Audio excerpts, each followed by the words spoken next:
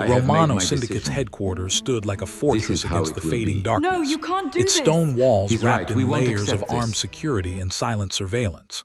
Long before sunrise, floodlights painted pale streaks across the estate while guards patrolled the courtyards with disciplined precision. Every camera, every checkpoint, every reinforced gate existed to protect the empire that Darius Romano ruled without challenge. Yet inside the private dining room on the highest floor, where polished marble reflected the soft glow of crystal chandeliers, Mafia Queen Aravale Romano sat completely alone. The breakfast laid before her had long since grown cold. Fresh bread remained untouched, coffee had lost its steam, fruit glistened beneath the dining room lights exactly as the staff had arranged it hours earlier. Ara barely noticed any of it. Her attention remained fixed on the folded linen napkin resting beside her plate. Hidden beneath it was a slim medical file. Every few moments her fingertips drifted toward the edge of the napkin before pulling away again, as though simply touching it made the truth even more real. Inside those pages were ultrasound images no one else had seen. At the top of the report, beneath the hospital seal, were the words she had read so many times that she no longer needed to open the file. 5 weeks pregnant. A quiet smile appeared on her face despite the silence surrounding her. The memory returned with startling clarity. Only 2 days earlier she had sat inside a private examination room while the heartbeat echoed softly through hidden speakers. It had lasted only a few seconds, but it had changed every dream she carried for the future. She had walked out of the hospital unable to stop smiling, stopping at a small leather workshop on the drive home. The craftsman had looked confused when she asked for the smallest pair of handmade baby shoes he had ever created. "They're a gift," she had told him. Now those tiny brown leather shoes rested beside the hidden medical file beneath the folded napkin, waiting for the moment she had imagined all night. She had rehearsed the conversation endlessly. She pictured Darius laughing in disbelief. She imagined him lifting her into his arms before kneeling to place his hand over her stomach. For years they had carried the weight of whispered questions from powerful families asking when the Romano bloodline would finally continue. Every celebration eventually turned into another conversation about succession. Every family council meeting somehow returned to heirs, inheritance, and the future of the empire. This morning, she believed those questions would finally end. The grandfather clock struck 5. Its heavy chime echoed through the mansion. Then came another sound. Footsteps. Slow. Measured. Approaching from the entrance hall. Ara's heart quickened as she stood from her chair. A smile naturally reached her lips. The dining room doors opened. Darius Romano stepped inside. For one suspended heartbeat, she saw only the man she had loved since she was young. Then reality quietly dismantled the illusion. He wore the same charcoal suit from the previous evening. His shirt remained slightly wrinkled beneath an expensive overcoat. His tie hung loosely around his neck. A faint smear of unfamiliar lipstick marked the edge of his collar. More painful than anything else was the perfume. It lingered around him with unmistakable sweetness. Not hers. Another woman's. Darius removed his gloves with practiced calm, placed them carefully on the table, and looked directly into her eyes. "I didn't expect you to still be awake." Ara's smile disappeared, though her expression remained astonishingly composed. "I've been waiting for you." "I know." There was no apology. No embarrassment. No attempt to invent an excuse. Only certainty. He walked toward the window, overlooking the estate before speaking again. "I spent the night with Serafina Voss." The sentence settled over the room with almost unbearable stillness. Outside, birds had begun welcoming the sunrise. Inside, time itself seemed unwilling to move. Ara did not cry. She did not raise her voice. She simply watched him. Darius turned to face her completely. The family council reached a conclusion. He spoke as though presenting quarterly financial results rather than dismantling a marriage.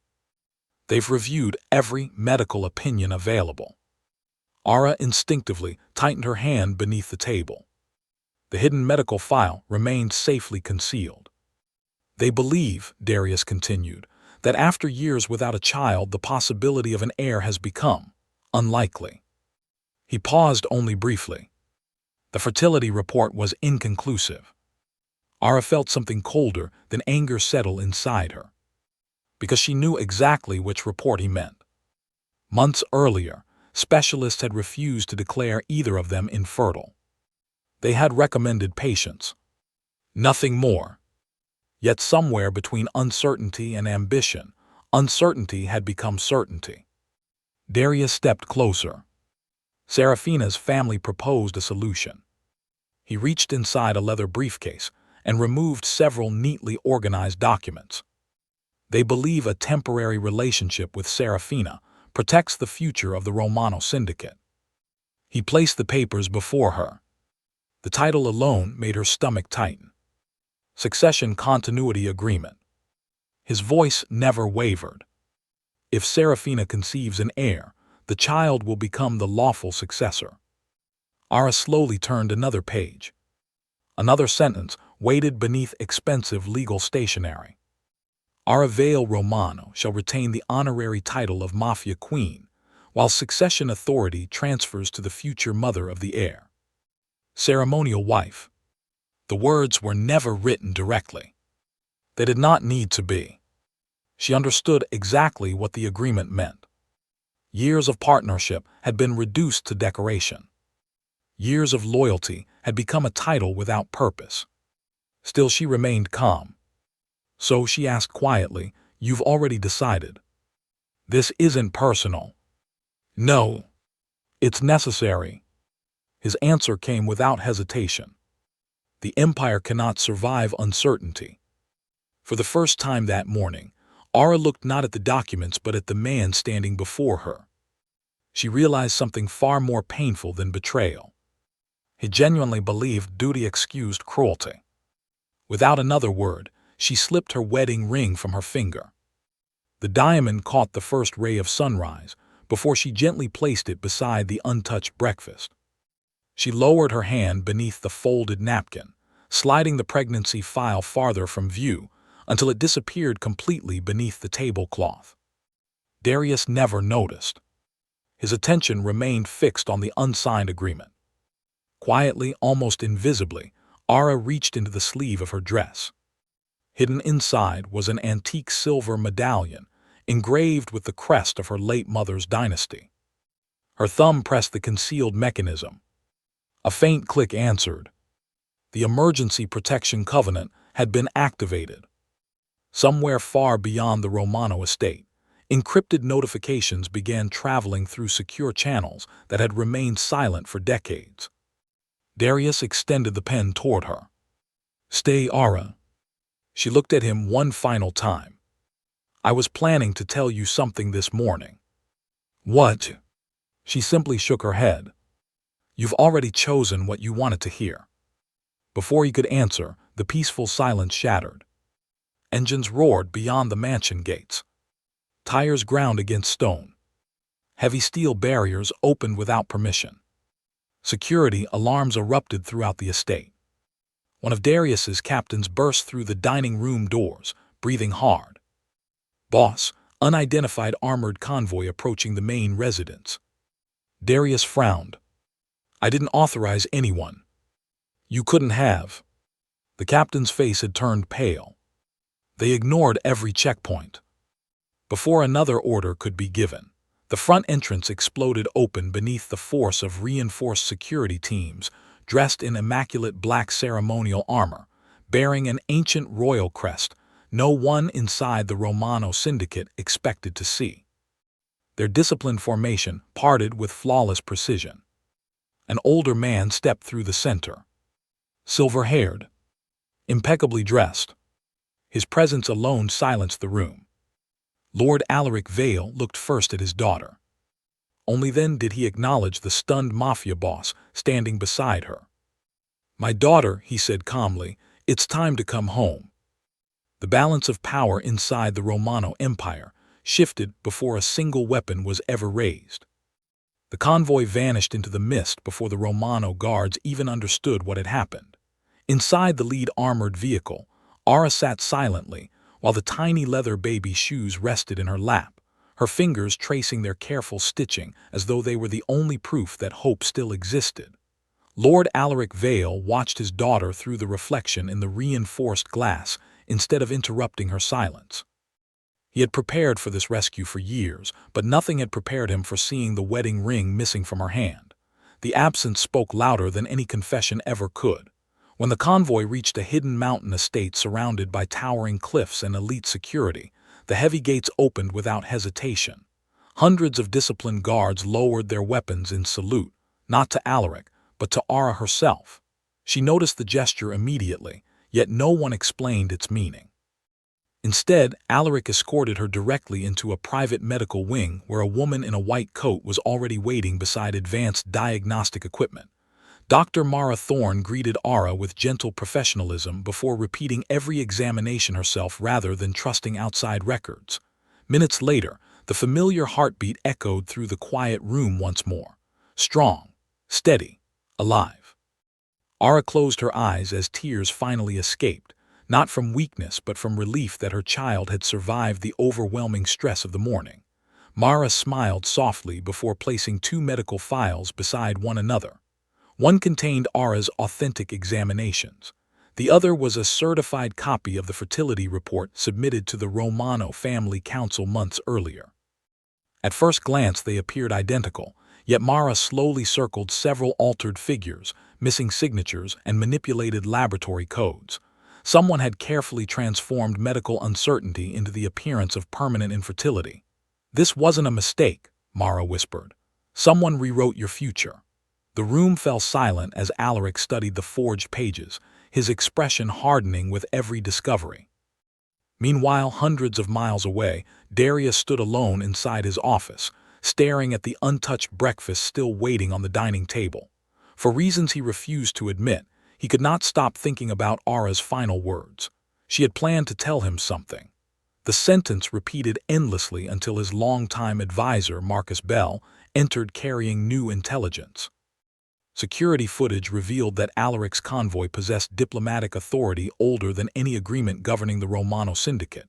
Even more unsettling, every encrypted defense system inside the estate had recognized the convoy as friendly before automatically unlocking the gates. Darius frowned. He had built those systems himself, yet someone else's credentials ranked higher than his own. Before he could question Marcus further, another message arrived from Serafina Voss. She claimed the family council wanted to celebrate the beginning of their succession arrangement that very evening. Darius read the invitation twice, but felt no satisfaction. Across the mountains, Mara quietly handed Ara another sealed envelope recovered from her late mother's private archive. Stamped across the crimson wax was a single sentence that made even Alaric hesitate before speaking. "Open this only when betrayal comes from the man you trusted most." Morning sunlight spilled across the ancient stone corridors of the mountain estate as Ara stood alone before the sealed envelope bearing her late mother's crimson crest. The wax had remained untouched for decades, protected behind layers of security that even the most powerful families had never known existed. Her hands remained steady as she finally broke the seal, unfolding a handwritten letter whose elegant script seemed almost impossibly familiar. Every word carried her mother's quiet strength. The letter did not begin with affection but with a warning. It explained that if Ara was reading these pages, someone had betrayed both her marriage and the founding covenant that once united the greatest dynasties. It revealed that her mother had anticipated a conspiracy powerful enough to rewrite medical records, manipulate succession laws, and turn loyal allies into willing accomplices. Most shocking of all, the letter declared that the Romano Empire had never truly belonged to the Romano bloodline. It had been entrusted to them through marriage until the rightful heiress was prepared to lead. That heiress was Ara. She looked up slowly, unable to hide her disbelief, but Lord Alaric offered no comfort through empty reassurance. Instead, he unlocked a towering steel vault hidden behind an ordinary library wall. Inside rested shelves filled with meticulously preserved documents, original trust charters, historic treaties, ownership ledgers, and succession records stretching back generations. Each carried the same royal crest embossed upon the letter. Alaric carefully placed the oldest parchment before her. The signatures had faded with time, yet one sentence remained unmistakably clear. Should the ruling husband violate the sacred marriage covenant through betrayal, the governing authority, commercial trusts, ports, hospitals, and defensive alliances would immediately revert to the lawful blood heir of House Vale. Ara realized the impossible truth. Darius had unknowingly destroyed his own claim the moment he chose another woman over his wife. Before she could absorb the revelation, alarms echoed softly throughout the command center. Large digital maps illuminated the walls, displaying dozens of supply routes crossing neighboring territories. Senior logistics officers hurried between workstations while encrypted reports streamed onto enormous screens. One officer approached Alaric with visible concern. 3 humanitarian convoys carrying emergency medicine, blood supplies, and children's vaccines had disappeared during the night without distress signals or ransom demands. Ara immediately studied the route maps, her eyes moving with remarkable speed. Within seconds, she noticed something everyone else had missed. Every missing convoy had altered course shortly before vanishing, each receiving updated delivery instructions carrying perfectly authentic Romano clearance codes. Someone possessed access to confidential syndicate logistics systems. Across the city, Darius entered the central operations room of the Romano headquarters expecting routine reports, only to discover mounting chaos. Regional commanders argued over delayed shipments, frozen accounts, and communication failures spreading through multiple territories. Clinics funded by the syndicate reported critical shortages, while border communities requested immediate assistance that never arrived. Furious, Darius demanded explanations, yet every authorized order appeared legally valid under his own security credentials. Marcus quietly admitted that whoever orchestrated the disruptions understood the syndicate's infrastructure as thoroughly as the person who had originally designed it. Darius instinctively thought of Ara, dismissing the idea almost immediately. She would never sabotage innocent people. Yet if she had not engineered the crisis, then someone with her extraordinary knowledge certainly had, and for the first time since she walked away, uncertainty replaced confidence as a far more dangerous enemy entered the game. Rain swept across the mountain fortress as the command center remained alive with flashing maps, encrypted transmissions, and urgent voices. Ara stood before a massive digital display where every missing medical convoy appeared as a red signal frozen in unfamiliar locations. Instead of focusing on where the vehicles had disappeared, she examined the routes they had taken during their final minutes. Her gaze narrowed as she noticed an almost invisible pattern hidden beneath hundreds of routine deliveries. Every stolen convoy had been redirected through abandoned industrial districts that officially no longer existed in the syndicate's active records. Someone had resurrected forgotten supply corridors known only to the original architects of the empire. "They're not stealing medicine," she said quietly. "They're building invisible supply lines." The room fell silent as officers quickly overlaid historical maps onto the modern network. The forgotten roads aligned perfectly, revealing a secret transportation web stretching across 3 territories without passing a single official checkpoint. Whoever planned the operation possessed decades of confidential knowledge and extraordinary patience. Before anyone could respond, security officers escorted an unexpected visitor through the fortress gates. The man wore a charcoal overcoat soaked with rain, his calm expression betraying neither fear nor arrogance. Lucian Morty, the billionaire head of the Morty family, entered without requesting protection despite traveling alone into another dynasty's stronghold. His reputation as a brilliant strategist and disciplined negotiator had spread across every major family, but what surprised Ara most was the leather case he carried beneath his arm. Without speaking, Lucian placed it upon the conference table and opened it. Inside rested original shipping manifests, satellite images, warehouse photographs, and intercepted financial transfers connected to the missing convoys. Every document had been organized with meticulous precision. "I believe these belong to you," he said. Ara studied the evidence carefully before looking up. Why bring them here instead of using them against us? Lucian met her eyes without hesitation. Because innocent hospitals are running out of medicine, and ambition should never be financed with children's lives. The documents exposed a disturbing connection. Payments for abandoned warehouses had been routed through shell companies ultimately controlled by businesses linked to Serafina Voss's commercial empire. Yet the transfers had been disguised so expertly that even experienced forensic accountants would struggle to detect the pattern. Ara quickly recognized another hidden clue. Every shell company had been registered on the exact same day, using legal witnesses who had supposedly died years earlier. Someone had deliberately buried living operations beneath the identities of the dead. Lucian watched silently as Ara uncovered each layer without assistance. Unlike most powerful men he had encountered, he never interrupted her reasoning or attempted to prove his own intelligence. Instead, he simply adjusted the maps wherever she requested, recognizing that her mind was moving several steps ahead of everyone else in the room. Far away inside Romano headquarters, Darius received alarming reports that border clinics had begun closing because emergency medicine never arrived. Furious governors demanded answers, while frightened civilians blamed the syndicate for abandoning them. Searching desperately for solutions, Darius entered Ara's former strategy office for the first time since her departure.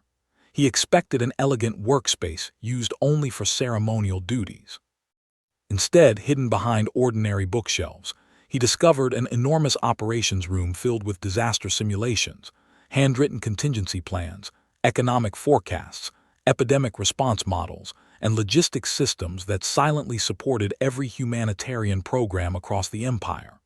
On the center desk rested a simple handwritten note in Ara's careful script.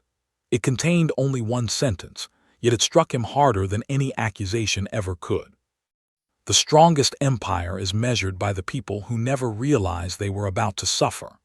As Darius stared at the words, he finally understood that the empire he believed he had built had been quietly protected for years by the woman he had betrayed. Darius remained frozen inside Ara's hidden operations room long after everyone else had left.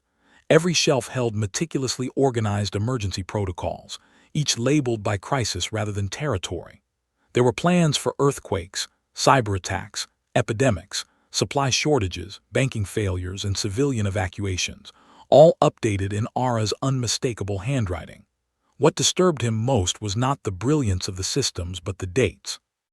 Many had been created years before disasters ever occurred, proving she had quietly prevented catastrophes no one else had known were approaching. Beneath a locked drawer he discovered dozens of unsigned reports addressed to him. None contained complaints about exhaustion or requests for recognition. Instead, every report ended with the same sentence: no action required unless conditions worsen. She had solved every crisis herself before it ever reached his desk. For the first time since becoming Mafia boss, Darius realized that the empire had never depended entirely upon his strength. It had depended upon a woman who preferred invisible success over public praise. Across the mountains, Ara refused to celebrate the discoveries made against Serafina's network. Instead, she gathered logistics officers, physicians, engineers, and humanitarian coordinators inside the fortress command center. Rather than planning retaliation, she focused on restoring the missing medical supplies before more hospitals ran dry. She studied satellite imagery alongside decades-old railway blueprints until one abandoned freight tunnel caught her attention. According to official records, the tunnel had collapsed 12 years earlier, yet recent thermal scans revealed heavy vehicle movement beneath the sealed mountain. Ara calmly concluded that the collapse had been staged to hide an active underground transport corridor. Without wasting a moment, she divided the team into separate reconnaissance units and ordered every operation to prioritize civilian safety above recovering evidence. Lucian Morty watched her issue precise instructions with remarkable clarity, noticing that not once did she speak about revenge or personal betrayal. Every decision centered on protecting strangers she would never meet. Quietly, he began understanding why so many loyal people followed her without hesitation. At Romano headquarters, the family council assembled for an emergency session as accusations filled the chamber. Regional commanders demanded explanations for disappearing convoys, frozen humanitarian funds, and growing public unrest. Serafina Voss entered wearing expensive jewelry and the confidence of someone already imagining herself as the future Mafia queen. She dismissed the shortages as temporary disruptions and proposed cutting relief programs to preserve profits until the crisis passed. Several older counselors nodded in agreement, but Darius remained unusually silent. Her solution sounded efficient on paper, yet something about it felt profoundly wrong. He remembered the sentence written in Ara's office: "The strongest empire protected people before they realized they needed protection." For the first time, Serafina's calculations felt cold rather than practical. When she suggested permanently dissolving Ara's humanitarian division because it consumed too many resources, Darius looked around the chamber and suddenly noticed that none of those supporting the proposal had ever visited a border clinic or disaster zone. They measured the empire only through balance sheets, never through the lives quietly sustained by its unseen foundations. As night settled over the mountains, one of Ara's reconnaissance teams transmitted an urgent encrypted message. They had located the abandoned tunnel exactly where she predicted, but something inside made every experienced operative hesitate. The underground warehouse contained not only the stolen medicine, but thousands of sealed military crates bearing counterfeit humanitarian markings. Before Ara could order a cautious withdrawal, a hidden surveillance camera slowly rotated toward her team, and somewhere deep within the darkness, a calm voice echoed through concealed speakers. "We've been expecting the rightful heiress. Please, come inside." The voice disappeared as suddenly as it had emerged, leaving only the hum of hidden machinery echoing through the underground warehouse. Ara studied the live camera feed without allowing emotion to cloud her judgment. The invitation was too deliberate to be a trap built in haste. Whoever controlled the facility wanted her alive, close enough to witness something carefully prepared. Instead of advancing blindly, she instructed every reconnaissance operative to retreat exactly 20 meters, while a compact surveillance drone slipped silently through a ventilation shaft above the chamber. Seconds later, high-definition images appeared across the command center screens. Rows of stolen medical supplies stood untouched beside crates of military-grade weapons carrying forged humanitarian labels. Between them ran an automated sorting system designed to replace life-saving cargo with illegal shipments before the convoys resumed their scheduled routes. The conspiracy had never been about theft alone. Someone had transformed the syndicate's relief network into a hidden weapons pipeline capable of fueling conflicts across multiple territories without attracting suspicion. Lucian Morty leaned closer to the screen as the drone entered a secured office overlooking the warehouse floor. The room appeared abandoned until a printer suddenly activated on its own, producing a single document before shutting down again. One operative retrieved the page and transmitted a scanned copy directly to Ara. It contained no signature, only a chilling sentence typed beneath the official crest of the Romano Family Council. "The future belongs to the child who is publicly recognized, not the child who is truthfully born." Ara read the words twice before quietly folding the page. Someone already knew about her pregnancy. She had told no one beyond Alaric and Dr. Mara Thorne. That meant confidential medical information had continued leaking even after she escaped the Romano estate. Mara immediately reviewed the secure hospital servers and discovered an invisible access pathway hidden beneath routine software updates. Every prenatal appointment, laboratory result, and encrypted consultation had been copied to an unknown destination within seconds of being recorded. The betrayal extended far beyond forged fertility reports. Someone had been watching Ara's unborn child from the very beginning. At Romano headquarters, Darius ordered an independent forensic review of every medical record used during the family council's succession discussions. Senior specialists worked through the afternoon until one investigator entered his office carrying 2 identical digital files. At first glance, they matched perfectly, but advanced verification revealed microscopic alterations embedded within the electronic signatures. The authentic report had never declared Ara infertile. It recommended additional observation, because no medical cause for infertility had been found in either spouse. The altered version replaced cautious uncertainty with carefully manipulated wording designed to imply permanent impossibility. Darius stared at the comparison in stunned silence. He had betrayed his wife based not on truth, but on a document engineered to influence his fears. Before he could process the discovery, Marcus rushed into the office holding another urgent report. Independent investigators had located Serafina's personal physician, attempting to board a private aircraft using a false passport. Meanwhile, Dr. Mara completed another examination inside the mountain estate. The baby's heartbeat remained strong, but she noticed unusual biochemical markers requiring closer attention. Comparing the new results with Ara's earliest blood samples, Mara uncovered traces of a rare medication capable of disrupting hormone levels without immediately harming the pregnancy.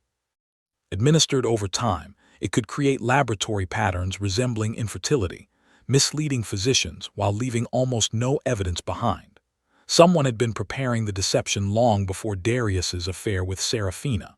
As the implications settled over the room, Alaric unlocked another sealed archive recovered from Ara's late mother's private collection. Hidden inside was a faded photograph taken 25 years earlier. Standing beside a much younger Alaric was a smiling woman holding an infant wrapped in a white blanket. Behind them stood one unfamiliar man whose face had been deliberately scratched away, but written across the back in elegant handwriting were words that sent a chill through every person in the room. Never trust the man who smiles before the betrayal begins. The faded photograph remained on the table long after everyone had stopped speaking. Ara studied the face that had been deliberately scratched away, sensing that whoever erased the man's identity had feared recognition more than discovery. Her mother had written only a single warning, yet it carried the weight of years spent expecting betrayal from someone once considered family. Alaric admitted he had searched for the missing identity countless times, but never succeeded because every official archive containing the original photograph had mysteriously vanished. Before another theory could be offered, a coded transmission interrupted the silence. One of Ara's undercover operatives had successfully intercepted the captured physician who had attempted to flee. Instead of resisting, the frightened doctor surrendered immediately, insisting he would only reveal the truth if Ara herself guaranteed protection for his family. Ara authorized safe passage without hesitation. She had learned that terrified witnesses often carried more valuable evidence than forced confessions ever could. When the physician arrived inside the mountain fortress, his hands trembled so violently that he struggled to hold the glass of water placed before him.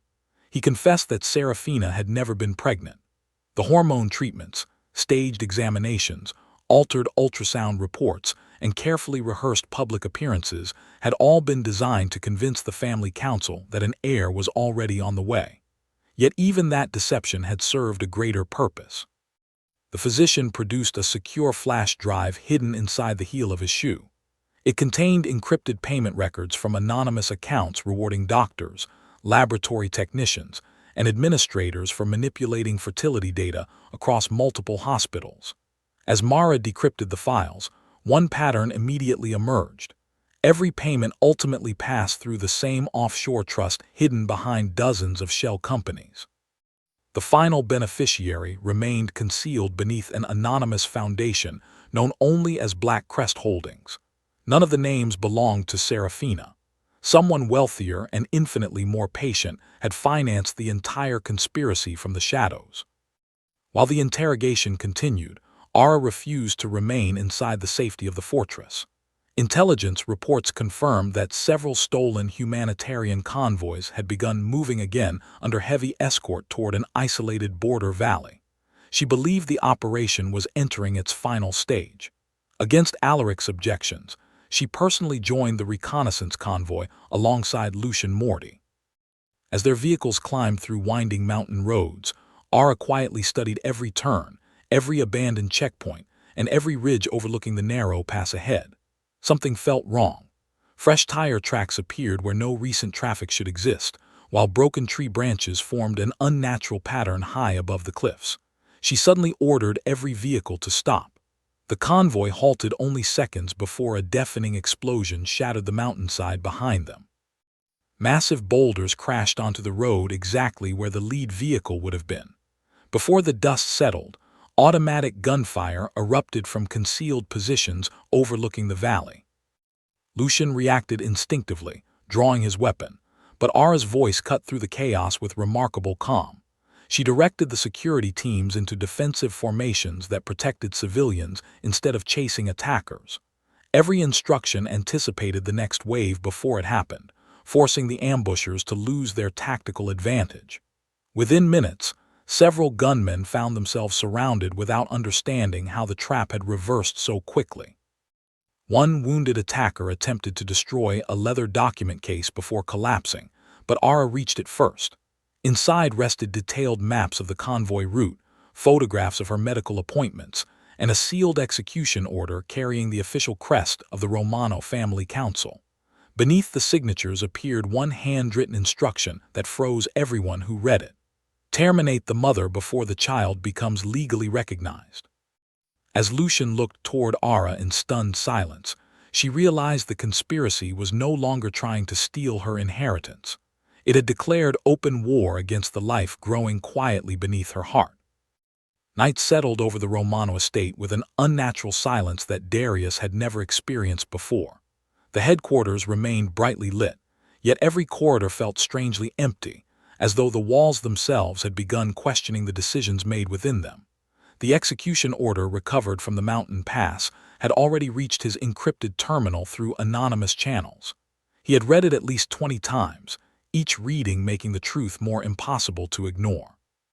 Someone had forged the official seal of the family council, copied his authorization codes with frightening precision, and issued a direct order to murder his wife and unborn child. The unborn child. Those words refused to leave his mind. Ara had tried to tell him something on the morning she left. He had silenced her before she ever had the chance. Now every memory returned with painful clarity. The hidden sadness behind her smile, the folded napkin she never allowed him to touch, and the tiny pair of leather shoes he had dismissed without even noticing. Regret no longer arrived as an emotion. It arrived as evidence. Ignoring protocol, Darius entered Serafina Voss's private residence without announcing himself. Her personal security attempted to block his path, but years of commanding the syndicate had taught them when not to interfere. The luxurious suite appeared perfectly organized, almost too perfect. Every surface had been carefully arranged to project elegance rather than comfort. Darius slowly searched each room until he reached a private dressing area concealed behind a mirrored wall. Hidden inside was a biometric safe that opened after several failed attempts using Serafina's forgotten fingerprint left upon a crystal perfume bottle. The steel door unlocked with a quiet click. Instead of jewelry or cash, the compartment contained hormone injections, forged prenatal reports, counterfeit family council seals, blank succession certificates, encrypted satellite phones, and dozens of passports bearing different identities.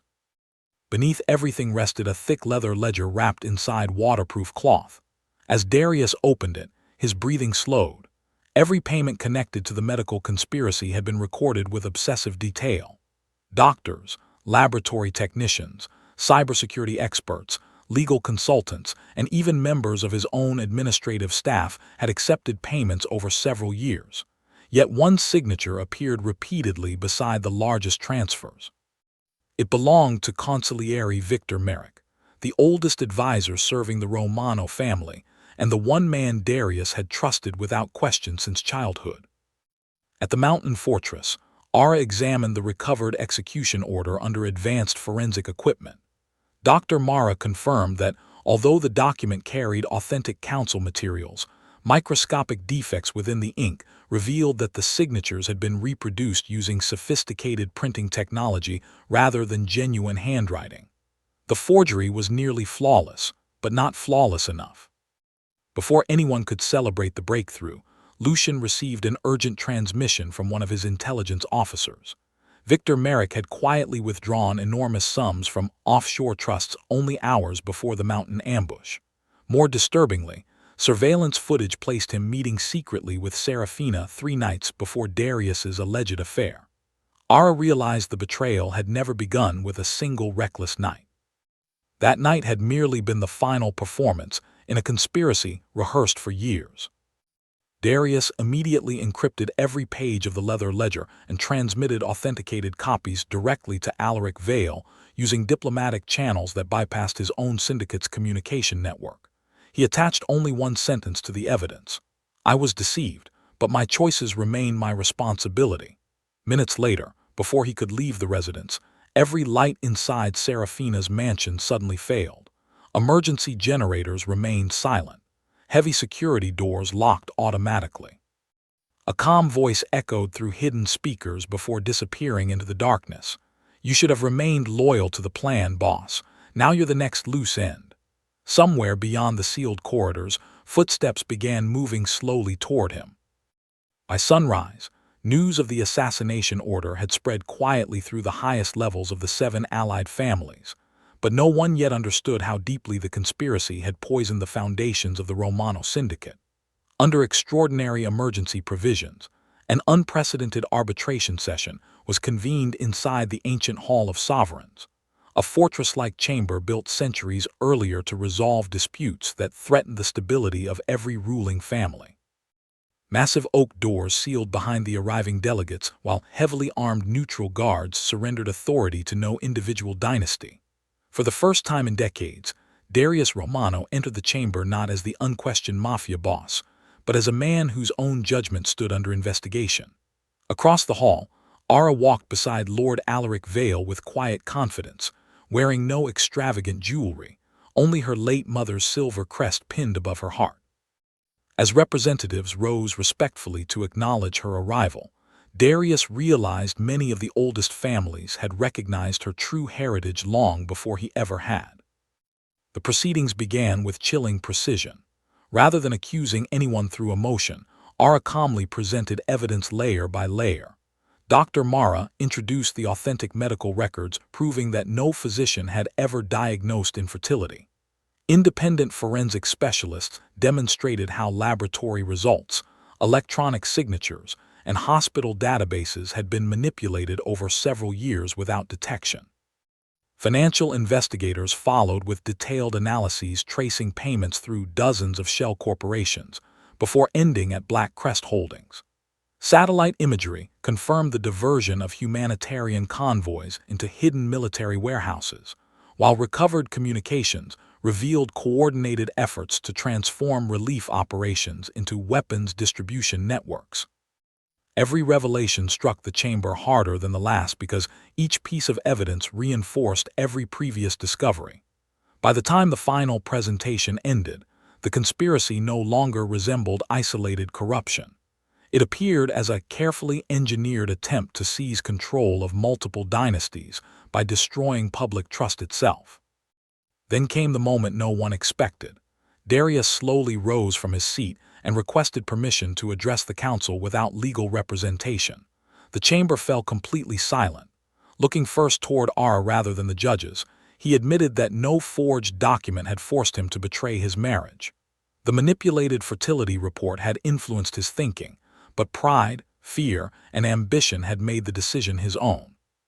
He confessed that he had chosen succession over loyalty because he believed leadership required emotional sacrifice, only to discover too late that true leadership demanded protecting the people closest to him before protecting power. He accepted responsibility for every consequence flowing from that decision, including the danger placed upon Ara and their unborn child. His words contained no excuses and no request for forgiveness. They were simply an acknowledgement that the greatest weakness in the conspiracy had been his willingness to believe suspicion more readily than the woman who had stood beside him for years. Before the judges could deliberate, the enormous courtroom doors burst open. Neutral guards escorted Consigliere Victor Merrick into the chamber wearing restraints after his capture during an attempted escape across the northern border. Even in chains, he smiled with unsettling composure. Presented with the ledger, the forged medical files, intercepted communications, and recovered payment records, Merrick understood that denial had become impossible. Instead, he delivered a confession that stunned every family present. Decades earlier, he had concluded that hereditary dynasties weakened organized power because bloodlines created loyalties beyond his control. He therefore orchestrated long-term succession crises, manipulated marriages, financed false heirs, corrupted medical systems, and quietly eliminated anyone capable of exposing the truth. Ara's pregnancy threatened to restore the original governing covenant, making both mother and child obstacles to his final objective. As Merrick finished speaking, one elderly arbitrator carefully unfolded a forgotten archival document recently recovered from the Vale estate. The faded page contained a signature matching Merrick's handwriting from 25 years earlier, placing him at the center of another unsolved crime. For the first time since the proceedings began, even Merrick's confident smile slowly disappeared. The ancient Hall of Sovereigns remained silent as the final archival document was placed before the panel of neutral arbitrators. Expert examiners compared the faded signature with Victor Merrick's contemporary records, analyzing ink patterns, handwriting pressure, and preserved seals. After hours of examination, the chief arbitrator rose slowly and delivered a decision that would permanently reshape the balance of power among the 7 allied families. Every forged succession agreement, manipulated medical report, counterfeit trust transfer, and illegal council resolution engineered by Merrick and his network was declared legally void. The original founding covenant immediately returned full authority over the Romano syndicate's hospitals, humanitarian foundations, ports, logistics companies, financial trusts, and security alliances to their lawful heir, Ara Vale Romano. Yet before anyone could applaud, Ara calmly stepped forward and surprised the entire chamber. Rather than accepting absolute authority, she requested permission to amend the founding charter itself. She explained that an empire protected only by one family could always be corrupted again. Hospitals, disaster response agencies, border communities, humanitarian directors, and independent auditors would each receive permanent representation within the governing council, so no future conspiracy could quietly erase innocent lives behind closed doors. After a lengthy debate, every neutral family unanimously approved the reforms, creating the first shared governance structure in the history of the alliance. Darius Romano stood before the council one final time, no longer wearing the ceremonial jacket of the Mafia boss, but an ordinary dark suit without medals or insignia. He voluntarily resigned every title, surrendered operational authority, and accepted the tribunal's sentence without negotiation. For 3 years, he would serve as an unarmed humanitarian security officer, protecting medical convoys in remote border regions under independent supervision.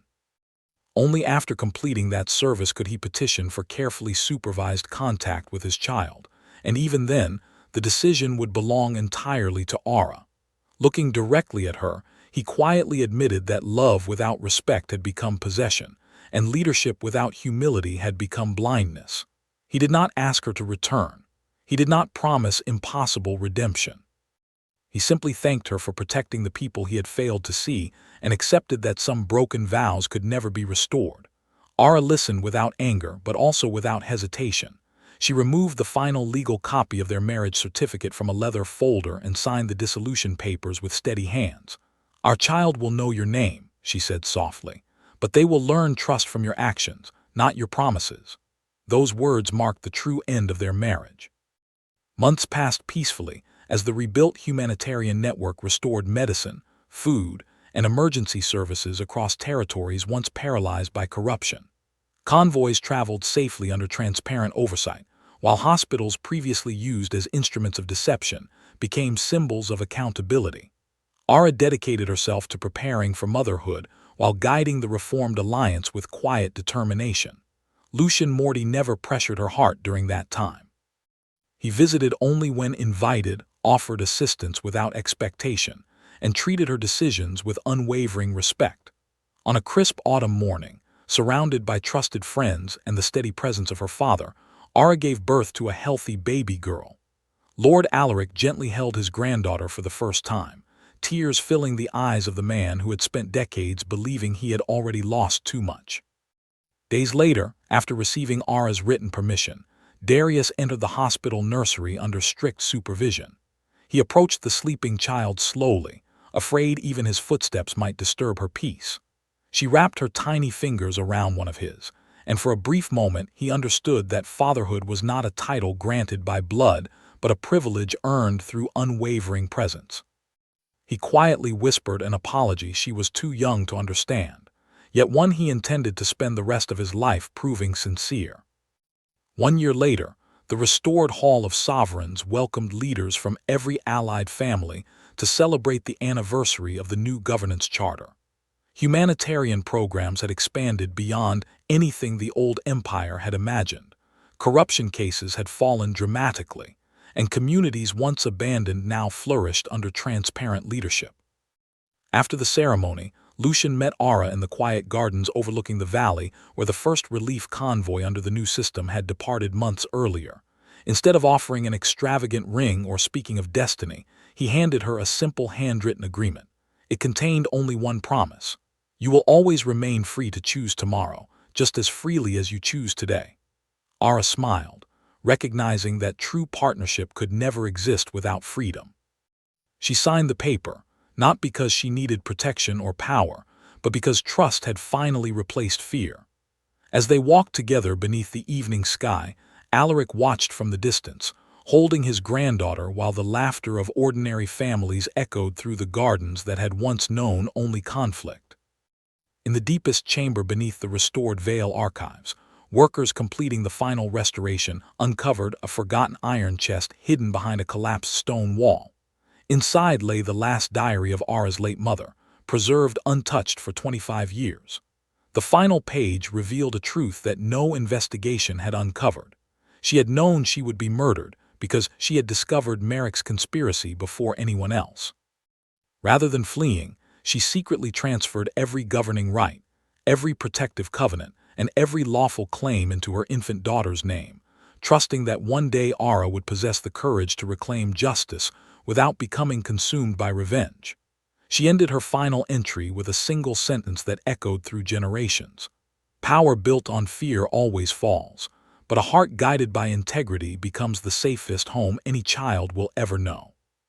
As the diary was carefully closed, the sun rose over an empire no longer defined by betrayal, but by the enduring strength of truth, compassion, and the courage to choose honor over power. The end.